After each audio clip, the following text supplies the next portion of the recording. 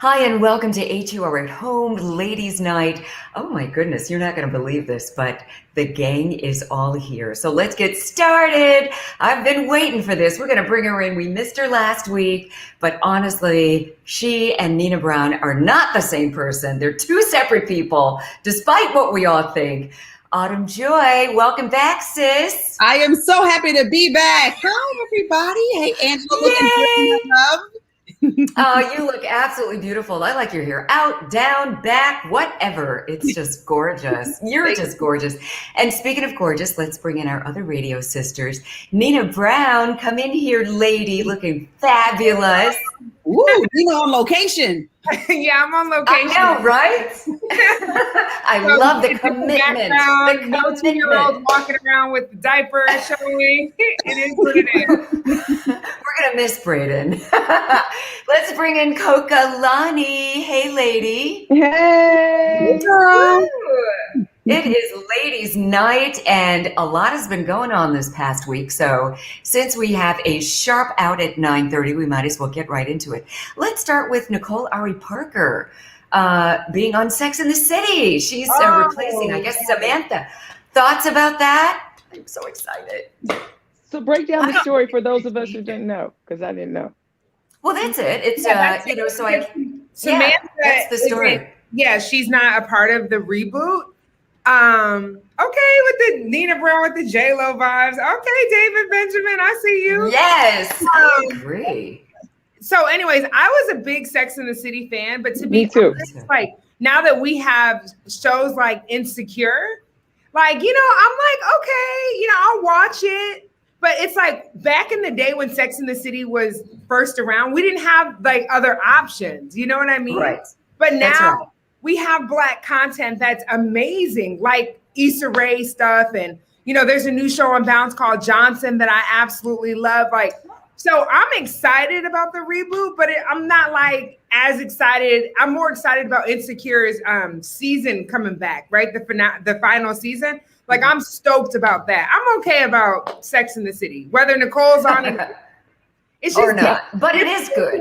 I love her. When we have our own options, right? Mm-hmm. Yeah. Mm-hmm. So for the Sex and the City fans, because I was a big Sex and the City fan of the series, the movie not so much. So when they're bringing it back, are they replacing all the characters or just Samantha's character? Samantha. I think it's just Samantha because, and also it was rumored, allegedly she and Jessica Parker were at odds, that they were just not friends. They fell out and all of that. So I don't know if that had something to do with Samantha not wanting to come back. And they need some diversity. And they need some diversity anyway, right? That's the thing I'm the happiest about. What do you think, Autumn? Well, I agree 100% with what Nina said. I mean, when I saw that they were bringing Nicole on, if you remember Samantha's character, she was very sexual, very flamboyant. Like she was that one that would just say the uncomfortable things and like, okay, sis. So, I mean, I don't know what direction they're going to try to go with Nicole's character. I don't know if Nicole gives off like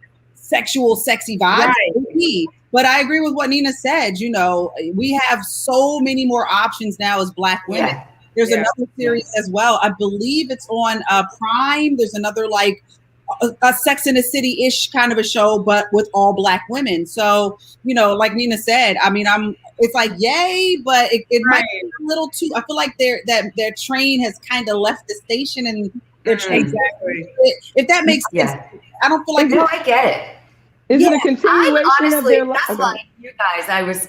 I'm sorry to cut you off, but I was a big fan of Sex and the City, the series, and I liked the movie.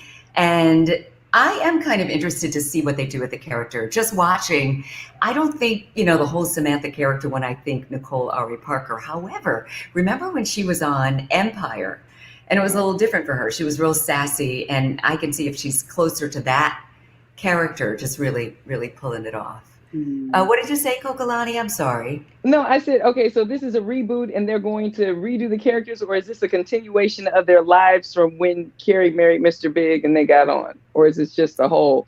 So apparently Mr. Big so pretty much it's the original cast. Like the only person that didn't sign back on was Samantha. And did we ever figure out why Samantha decided not to come back? Like I think it's the riff. Yeah, and the riff. Yeah. There was drama like beforehand, and I don't think they squashed it, but there was like some drama with her and Sarah Jessica Parker. So the target demo isn't really going to be the same, because when they were starting off, that was when they were young and doing it. So if they're all doing it now, I mean, it's a totally different storyline. They're targeting a totally different demo now. I think their target demo is us, because we've grown up with We grew up with it. Right. I can't see like 20-year-olds like watching it. I think it's going to be us. They've grown up, we've grown up, and it's like, okay, here's our lives 10, 15 years later. Yeah, I can honestly say I would say that like, we're the target demo, but like you said, Nina, earlier, we've moved on to other things. So I feel like maybe our Caucasian sisters are way more excited about this than maybe we are. You know, like I said, we have other things. Insecure is getting ready to end. First Wives Club. About that. Yeah. First Wives Club is like a Sex in the City with Jill Scott, and it's on Prime. I think that's what you were talking about. That's really the show you were talking about, Nina. Yeah, that is awesome. That is awesome. Oh, I can't wait to see that. Roger says, how is Nicole going to replace Samantha's role? What does she bring? I guess we'll see. Is she going to do the same kind of role? HOE, if she's going to play that role. Right, because that was pretty much Samantha. This thing, she was promiscuous and proud. Like, she owned her sexuality, and that was it. It was liberating. Yeah. So I actually liked that about Samantha, is that she was just like, this is what I want. This is who I am. She was unapologetic. Unapologetic. Yeah. Unapologetic, and just saying, listen, I own my sexuality. This is what I want. This is what I'm doing. And so there you go. I like it. What about Shikari Richardson? First of all, of course, she was on everybody's radar because she came in last in her first competition since she competed for the Olympics. But now Allison Felix was kind of defending her, basically saying she hopes that she's supported and surrounded by positive people when Allison was on Jimmy Kimmel Live, right? And Shikari kind of, I don't know, she went on Instagram basically saying, it's one thing. Well, let me just quote her exactly. It's basically saying to say something on TV is nothing. It doesn't mean anything. I don't know. And did you see her interview after the race? That was the interview that she did immediately like, I can beat all of you haters. and ish and talk that ish. I'm that girl. And I looked at it as she's just 21. Somebody needs to grab her and be a mentor. That's all she needs is a mentor. One of these athletes who've been in the game for a while, they need to, because she doesn't have a mentor. So I think it's just her youth and when people are like, oh, she needs to be humble. I like, she's doing what she knows, but she needs to have a mentor who's been in her shoes so she can respect the guidance that they give. Because if you just sitting on the sidelines talking about, you need to be humble. She's like, you don't even know what I'm doing. I train and all that. So, I hope one of these people out here who've been watching, instead of critiquing on the outside, they bring her in and sort of guide her. Yeah, that's my Christmas wish for her as well. But here's I just think Shikari, I refer to her as the city girl of track and field right now. That's a good comparison. How the city girls and how they're all like, oh, in your face. That's how that generation is. Yeah. I mean, at the end of the day, we're rooting for her. It was different in the beginning. We were all like, oh my gosh, Shikari, da da da da. But I think after that interview with all that smack she was talking, and then she was taunting the Jamaican runners, and then changed her picture on Twitter, and then liked a tweet that somebody tweeted out about one of the Jamaican runners looking like a pit bull. At this point, it's like, all right, sis, now you're just starting to become annoying. I get it. Yeah. There's a difference between being humble and talking your smack and just being messy. And I think that she's being messy. And the one person that probably could have checked her is no longer here, her mom. And it's, her grandma. But she didn't have a relationship with her mom. She didn't have a relationship with her mom. There was drama. Oh, okay. So they didn't know each other. Like a rocky. Her grandmother raised her. Oh, okay. So I thought it was like a rocky kind of back and forth. Okay, well then even like the grandma, you know what I'm saying? Like her grandma may not really be able to know. I don't know. All I know is that, like you said, Kokalani, maybe, somebody can grab her up and help her out, but she doesn't strike me as the type that'll really sit down, sing Kumbaya, and listen to what somebody says. She just wants to talk her smack and be the city girl of track and field. So I don't know if y'all saw, but what's the runner's name who was on Jimmy Kimmel? Allison Felix. Yes. So did you see what Shikari posted about that? Yeah. So That's what I mean, was saying. Yeah, okay. I didn't know if you saw that I thought you just knew that she said it, but then Shikari responded to that. And that's what I'm saying. Like, Why? I'm still going to support her because she's 21. Like, I have a 21-year-old athlete, and I know that an arrogance comes, like, it's a part of it, right? Like, and that's what these kids are doing. I get it. But I cringed a little bit today when I saw what she said in response to what Allison said, because she said nothing bad. It was like, you know, she was very supportive. And then I'm like, sis, why did you have to go and say that? You know, like if someone is supporting you, I understand if you feel like people are hating on you, but when someone is like supporting you, why would you clap back at that? Oh yeah, here's what she wrote. Encouraging words on TV are just as real as, well, nothing at all. Right. What? Yeah, I just think that she's pandering to this whole like social media, trying to stay relevant, bad girl track and field kind of vibe. And for me personally, it's turning me off. I ran track, so I understand, you know, the psyche that goes behind it. And there's a certain amount of couth that you need to have, especially when you place 10th place. You place 9th. But I'm just saying, you got dead last, sis. Like, humble yourself. And you know, one of the things. But you know what? Okay. We always talk at the same time. No, I can't hear you. There's a delay. This is like, go. No, I was going to say, similar to how in the music industry, when artists come in, back in the day, they had artists in development. So back in the 90s, 80s, Berry Gordy was very good on this. When you came in the music industry, you were raw, you had talent, but they groomed you. They taught you how to talk when you went on radio. They taught you how to conduct yourself because they were looking at the longevity of the career. And they do that for sports. I think some athletes, when they go into the NBA or the NFL, they do that. But I think that is sort of the guidance that's kind of needed, because she has the raw talent, but she doesn't have the grooming to know, okay, you're going to be in public now. Yeah, you can do all that stuff. That's you. But no, if you want longevity, and that's something that's natural in any field. You can't go from the court to the limelight. You got to have some grooming and etiquette, and that's natural in the music industry. You know, working in this for over 25 years and knowing that's how it is in the sports industry too. They got to teach them how to talk to the press.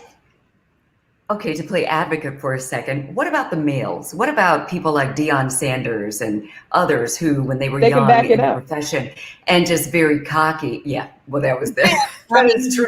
They're talking smack, but winning Super Bowl. They were talking plenty of smack. They're not losing the NFC East and West and still talking smack. Like they're getting their rings and talking their smack. Sis needs to, you know, do something to back up your smack talking. And so I think that's why it's, and you got to liken it to, think back when like you were young, 21, doing whatever, and people our age are like, all right, now stop leaning with it and rocking with it. Right. Exactly. Like, stop leaning with it, that face. And that's exactly what she's experiencing. I'm sure like her coaches and people older than her, like Shikari, calm down. But then she got like these artists and celebrities that are her age, like, nah, sis, talk your smack, bump that, da. So, and that's what she's pandering to. So that's why it's like, I'll support her from a distance, and you know, but nah. But the key that you both just mentioned, if you're going to do all that, girl, back it up, and that'll just quiet everybody. Then you can do what you want. You're winning. Yeah. You know. And she will. So, she's not done. She's young. She'll come back and she'll back it up, and she'll be talking even more mess. Look at Nina Brown. Yeah. I love it. We'll be talking about her for years to come. I love it. And you know, I mean, I get it. I love the fact that she is unique and she's unafraid. At least she comes off as being unafraid. I love that all day long. And, you know, maybe she'll calm down. She's young. She's got time. And hopefully somebody who she will listen to, you know, will be in her ear. Anyway, we'll keep her in our prayers. Moving on, Nina, all right. You and Franksky were talking about this today. Everybody's been talking about it. You can't get on social media or even the news without hearing about Steph Curry's parents. Yeah. Who are, you know, after, 33 years? Getting a divorce and accusing each other of infidelity. Right. Let's talk about that. You see a lot of couples who have been together for a long time, and you're like, look, you have spent all this time together, you know, dealing with whatever it is that you've been dealing with. Why now? Just thoughts. You think, I think live your best life? it's different because when they have, first of all, they're only 55-ish. So they still have a good 30 plus years, right? Right. But so they have resources that the average person doesn't have access to. And when you've got access to money, I mean, I think a lot of people stay together too for finances, but I think and the kids. And the kids, but their youngest is 26. So they've been staying together a lot longer. You know, their youngest is 26. She's been out of college. So that ain't the reason. But I think for them, I think he cheated a lot in the beginning. And then after, I think she checked out. This is all alleged. My assumption. I don't know for sure. Because now they're both accusing each other of cheating. But, you know, he was a huge NBA star. I don't know if y'all know that. Like he like broke records. So she's been shooting in the gym with him for a while. And what Frank was alluding to today is that like it's an NBA player. Like it comes with the territory. And I'm like, no. I mean, I know it. I'll give it to you, Autumn. I wasn't going to give it to Frank because, like, you know, if I say something like that, he's like, He'll say, right. Women. He is saying, I mean, and I know NBA players who are good men. I don't believe all athletes cheat. I just think it's the person. Yeah, they have, a lot of them do, but I don't think all. I mean, why would we even go to say, that's like saying all men cheat. We're not going to say that because we know that there are good men out there. There's got to be, I believe LeBron's a good example of a great husband. I believe Steph Curry's a great example. I'm not saying it's above them, but I think they're a great example. I think Iman Shumpert is a great example of a husband. Like, I think, you know what I mean? That there are examples out there. So I'm not going to say it's an athlete thing. I think it's a commitment thing in a person. Like and I know. I love that. Yeah, if they got the God in them, it's got to be more than just the attention, the money, and the fame. You know what I mean? That keeps them faithful. I'm like, what's that thing they have to be? Oh, faithful. That's what it is. That F word. What's that F word? Right. Anybody else thoughts on that? Well, go ahead, Bonnie. No, go ahead, Autumn. I'll wait. Go ahead. Well, no, I was just gonna say, so I talked about it in my Hollywood Crunch yesterday, and I wanted to say so bad, I bet somebody cheated, but I was like, no, it could have been like irreconcilable differences. They grew apart, you know, whatever. So when the bombshell dropped today, I wanted to be like, oh, I knew it. But it's Nina, you're gonna kill me. But I kind of agreed with what he was saying, only because I've dated, you know, a couple of professional athletes back in my day, and I mean that was their thing, you know, and if he was a super popular athlete and probably had all that attention, I just feel like sometimes you can say no 10 times, but then it may take that one yes, and you know, so. I think they both cheated? Absolutely. You know what I'm saying? Like Sonya is beautiful, you know, like she doesn't look a day over 27, 28, you know, so yeah. Do I think they both cheated? Absolutely. But I just hate that it has to be so messy and in the public like it is. And, you know, I just hate this for like Steph and like even like Aisha, you know, because they probably looked at them as like their beacon of hope, and now it's like, but yeah. Right. Interesting. And I love what Nina said. She said, you know, after, you know, all the things that you're committed to, ultimately, when you get married, you have to be committed to the marriage. Even when you don't like your spouse, it's not about being committed to the person, it's committed to the marriage, because the marriage is the institution that you both signed up for. So you can hate somebody and all this. And speaking from a girl who's never been married, but I'm just saying you have to be committed to the marriage. But one of the things, I don't know if you guys saw this meme that was floating around. Well, actually it was on Twitter. I don't know if you guys talked about it, but when the news came out that they were separating, there was a guy who went on a rant on Twitter, and he was giving all the reasons why he should not get divorced. He was like, yo, man, you don't want to be out on these streets. You know, you're going to have to learn TikTok and Twitter. You're going to have to learn all these things.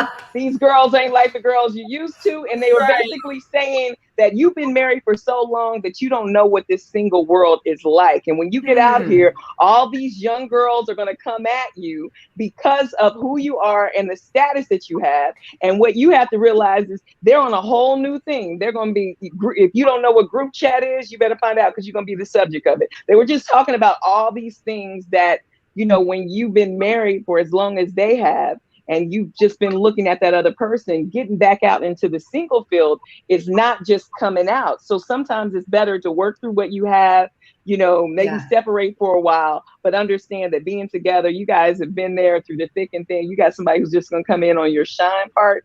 They're just going to be there. Their motives are suspect. Yeah. So. Yeah. And at the end of the day, you're happier, you know, separated. Like, I'm not going to co-sign being miserable in a marriage because it's a marriage. And I think they've been separated for a while now. Because allegedly, like, they had been wanting to file for divorce years ago, but they said Steph like convinced them not to do it. So at the end of the day, I totally co-sign everything you just said, Coca. But at the end of the day, if you've given it all you got and you just it's a toxic situation and it's costing you your peace, well, then you know, then it's worth it. You know what I mean? Who filed? I think. Yeah, but then you know what, and we don't know what their marriage really is. We're just getting little bits here and there what they want us to know. For all we know, they could have had an open marriage and one of them decided they don't want to do that anymore. You know, what if your man is cheating and you say, you know what, okay, I'm going to step out here too. But at the end of the day, you really just want your union. You want your marriage. And if that's not possible, I agree. I wouldn't stick around if there's no chance of them just really getting back together. I mean, hopefully they're getting some counseling or have had some and are really at the end of their rope. But, you know, I guess film at 11, we'll figure out what's happening. Yeah, I mean, could you see yourself, I mean, like you, Kokalani, I've never been married. So, you know, I'm only guessing. But I have my ideas of what I want my marriage to look like. And, you know, the institution of marriage, I aspire to that. And I have so much respect for it. And I only want to do it one time. So if I'm in it and somebody, you know, falls off and cheats, I'm not going to be out there. I don't want an open marriage. I'm not going to get out there doing that. Okay, I'm going to do it too.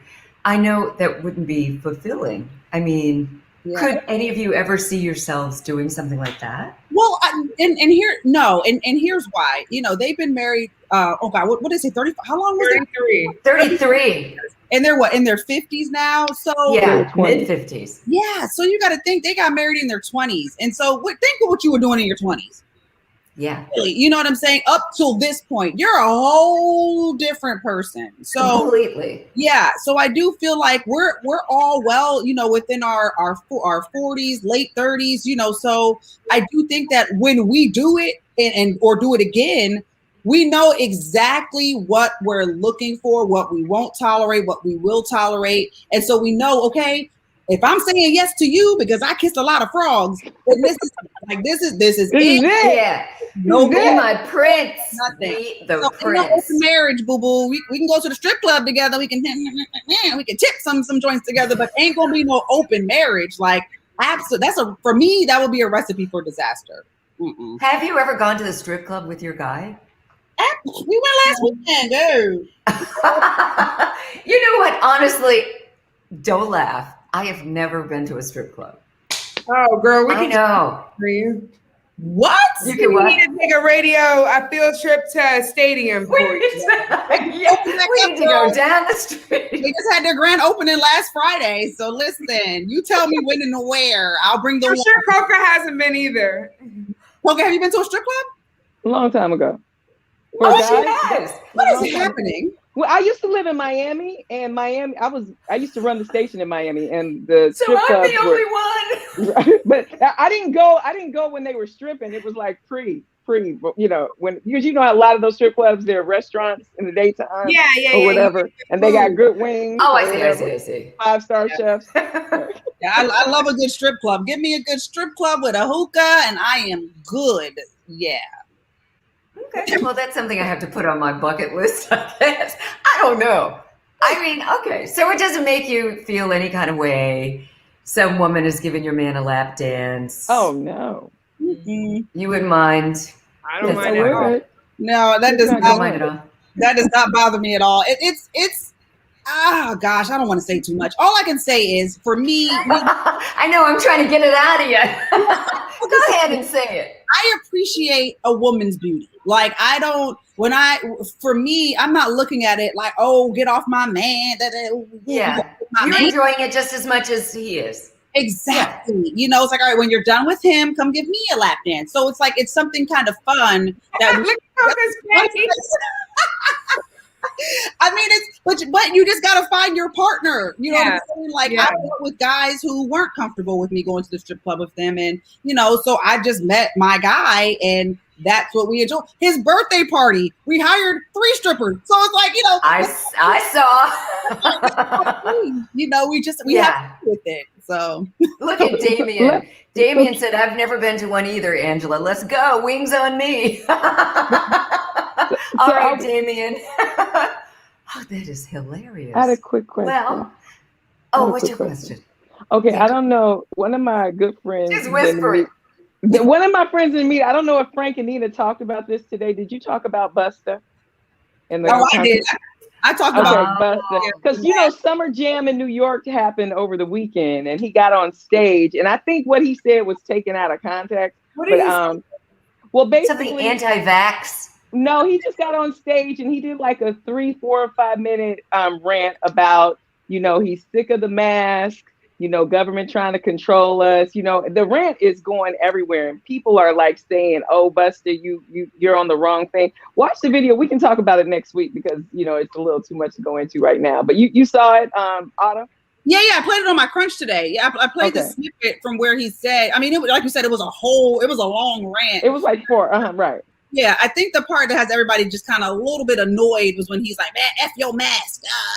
And it's like, come on, Busta. You know what I'm saying? Like, we should have still at least wear a mask. You know what I'm saying? Yeah. And this is the take that I have on it. I don't think he was telling people not to wear masks. It's sort of like if somebody got on stage and said, "Man, these taxes coming out of my check. F these taxes." They still gonna pay the taxes, but they would like to get their whole check. You understand what I'm saying? So I think he was just ranting in a way of saying these masks and everything's getting, because he said something like, I used to, when I saw a pretty lady, I could see how she smiled.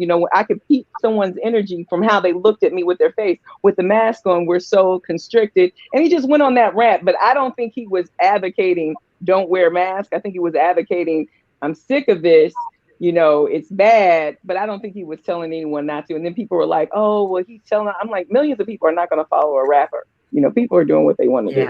The crowd, it's kind of the thing. You know what? You've got this microphone. You have the audience right there as a celebrity. You just have to be careful in today's climate. You have to be careful because people are on both sides of it.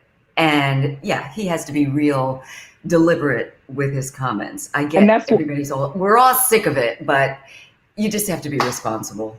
And that's why a lot of comedians, when they come to town, they're locking your phones up. So they're saying, you can come to my show. Dave Chappelle does it. Michael Che, he's coming to town. They say, you can come to the show, but I don't want anything to be misinterpreted. So everybody's phones are locked up before you come in. So that's what a lot of comedians are doing now, because they want that freedom of speech, but they don't want things to be misinterpreted. So, it's just so here we are, almost at the end of the show. I have to give a shout out. So Melvin Lindsay was my best friend. We co-hosted Scream Scene together on BET, and Melvin Lindsay created the Quiet Storm radio format at WHUR Radio back in the day, and now he is inducted into the Radio Hall of Fame. And it was just announced, and my God, happy tears. Congratulations, Melvin Lindsay. I know he is in heaven smiling. And, who creates a radio format? You can't go to a city without hearing the Quiet Storm. So that is a big win, especially for our radio station, WHUR. Congratulations, Melvin Lindsay. Congratulations to you ladies. We're all here. I brought my little beverage to toast the four of us together again. Wait a minute. Is that a salt shaker? Make it like a salt shaker. She's got her salt. Don't be salty, Nina. Oh, Don't be salty. Haters, what? Love you, ladies. Salty look. Okay, a little tequila on the side. Got your lime going. Might as well. So, all right, tell everybody what you've got going on that's coming up. We're going to take everybody out. We're going to go with the salt shaker. Nina Brown on location. Tell us what you've got going up and how people can follow you on social media. Cheers. Well, you can follow me at Panina Brown on Instagram and on Twitter at Nina Brown. Of course, you can listen to us every day, Monday through Friday on HUR from 3 to 7. And yeah, that's about it. You know, just doing what I do. Nina Brown on location. I love that. All right, let's keep it going. Kokalani. Hey, everybody. Okay, well, you can check me out on Saturday. I'll be on from 12 to 5. And at 4 o'clock, we have our famous 4 p.m. face-off. Thanks to everybody who's been listening. And this Saturday, this weekend, we got so much stuff going on. We got good music. And, you know, I don't know if I'm supposed to talk about what we're talking about this weekend. But all I'm going to say is make sure you listen to Autumn Joy tomorrow, because she will give you the 411 on what we are doing in the 4 p.m. face-off. So, you know, make sure you're listening to her, okay? Because it's cross-promote. You better listen to her tomorrow. And don't forget, 2 p.m., she's got $200 for you. And don't forget, you can follow me on Twitter and Instagram at Kokalani. That's Kokalani. All right. Oh my goodness, the intrigue. Ooh. All right, Autumn Joy, tell us what is going on. Give us the secrets.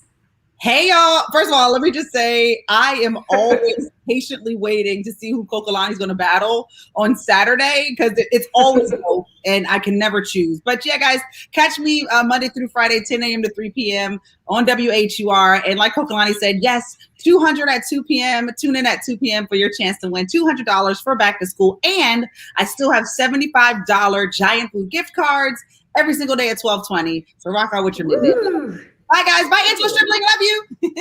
Love you too, Autumn. You know where my mailbox is at the station, so if you want to drop some of those giant gift cards in there, I will not be upset with you.